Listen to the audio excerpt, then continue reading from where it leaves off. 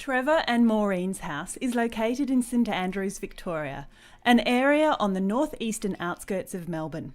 Their house started to take shape about 3 years ago and is still a work in progress. Trevor now joins us to tell us more about his home and property. Yes, I designed the home. I am an architect, yes, that's right. I've been an architect for a long time. There was obviously spatial requirements, and we wanted a combined living, dining, kitchen area. And we also wanted to keep the house kind of reasonably modest. We didn't want a huge house. Part of the design was to design a house which was a comfortable family home. Energy efficiency was an important aspect of the design. Maintenance was an important aspect of the design. Rainwater catchment was something that I considered quite carefully during the design process. And also access and egress into the house was important. Access out to the area where we go out to our outdoor spaces and would store wood, firewood and compost and rubbish bins and cars. The location kind of dictated a lot of other stuff as well in terms of orientation and things like that. Obviously the orientation of the house was important. We've got beautiful views to the north and to the Kinglake Mountains, and then to the south we've got views of the city. The north views to the Kinglake Mountains were what attracted me to the property in the first place, was because we could have most of our glazing on the north side of the house. I think I've got about 75% of glazing on the north, perhaps 20% to the south, and then just a tiny little bit to the east and the west. The construction of the windows, I wanted timber frame windows, mostly because the aesthetic, and secondly, timber has got the least conductivity of any other material, so it's a good framing material for windows. All of our fixed glazing and sliding glass doors are double glazed with argon-filled double glazed units, and then all of the opening sections of the windows are a louver window. And my reason for choosing louvers is that when they're fully opened, or when they're opened, you get a maximum 100% airflow coming through them. There's no obstruction, and they just give us that really good airflow. There is a little bit of a downside when the winds blow. We do get strong winds up here, but when the winds are blowing and they're blowing hard, you can detect just the slightest amount of leakage coming through the louvers. But I think the trade-off is worth it.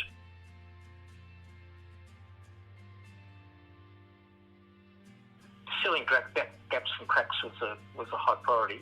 Prior to installing any of the window architraves or door architraves, I've sealed the gap.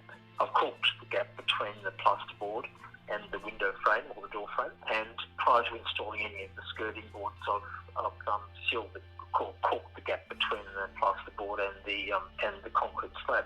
And I haven't tested the house, but I know that when I open the laundry door, which is at one end of the house, I can tell whether there's any windows open in the house because of the air resistance on that laundry door.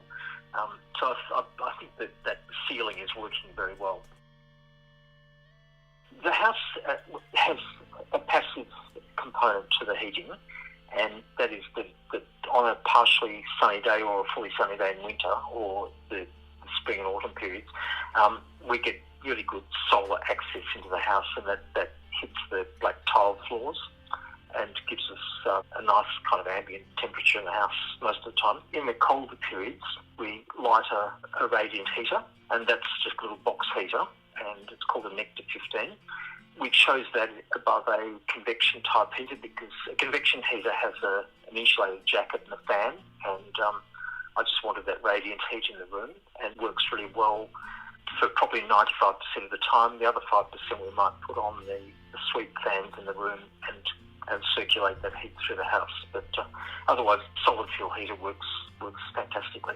In terms of cooling, we've got no cooling. We close it up on a summer's day. We use for the laundry, which is an airlock to the rest of the house, and that stops the heat coming in and the cool exiting the house. We don't need cooling. By closing the house up, the house stays 10 degrees cooler than the ambient air temperature outside. Then by night time, we open the house up, and we, because of the lightweight construction and the good airflow that we've got, it brings it back down to the ambient nighttime temperature. On the south, east and west sides of the house, there's no eaves. On the north side, there's an eave to every north-facing window, and those eaves have been designed to try and stop the summer sun coming in. Obviously, at the change of seasons, kind of, spring and autumn, when you get a particularly hot day, the sun's a little bit lower in the sky, and you do get that penetration of sun. But generally, the eaves are working well for the summer months. They stop the sun from hitting the windows. And we've also got a pergola on the north side of the house, which has a deciduous grapevine, an ornamental grapevine growing on it. All of the external walls have been insulated with R2.5 fiberglass batt and a high-density batt. And the ceiling has been insulated with an R4 fiberglass batt, and then there's some reflective paper on the outside of all of that. Ripple foil, which is a very lightweight aluminium foil. It comes in a galvanised colour, and I've painted the whole lot. It comes up quite nice. And it's got solar hot water.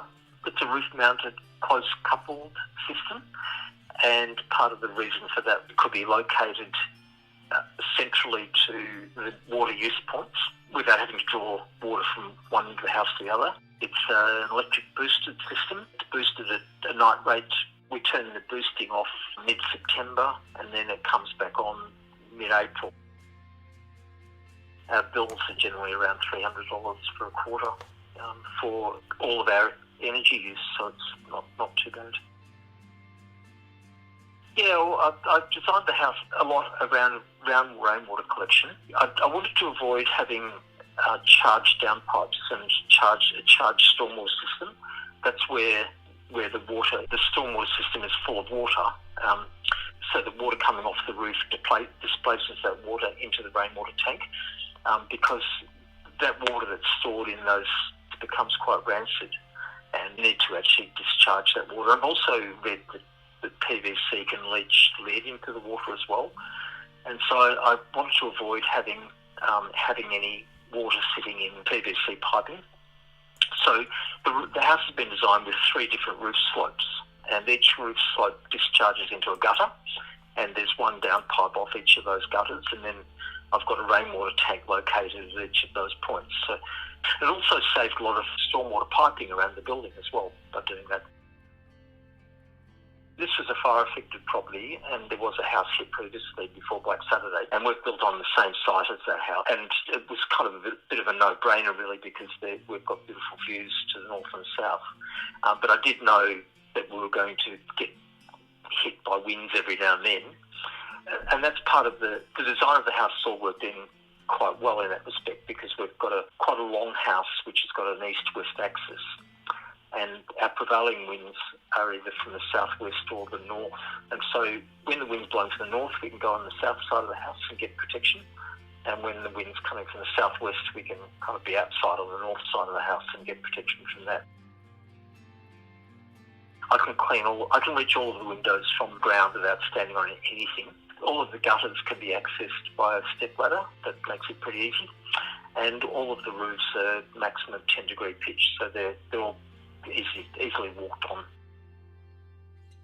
All of the external walls are clad in corrugated iron. The roof's got clad in corrugated iron, and then as I said before, on the east, west, and south side of the house, there's no eaves, so we've just got corrugated iron roof coming to a corrugated iron wall, and that's all kind of well protected.